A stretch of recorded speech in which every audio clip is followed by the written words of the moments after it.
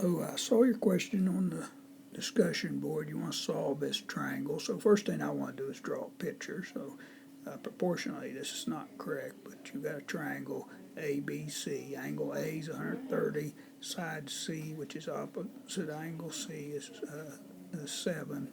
Lowercase b, which is opposite capital B, is 5. So first thing you got to do is use, since it's side, angle, side, you got to use law of cosines to find A. That's what I have here.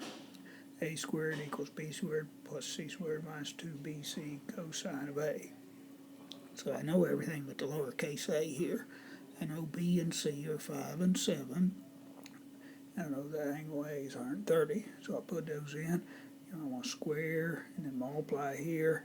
I put that in my calculator. It gives me 118.995. Take the square root of it, so it's about 10.91.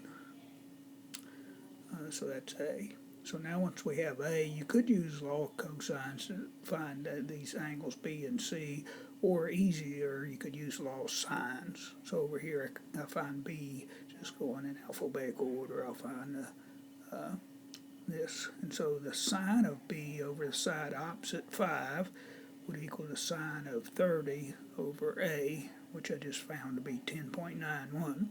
So I put this in the calculator, sine of 130 degrees over 10.91, I get 0.07.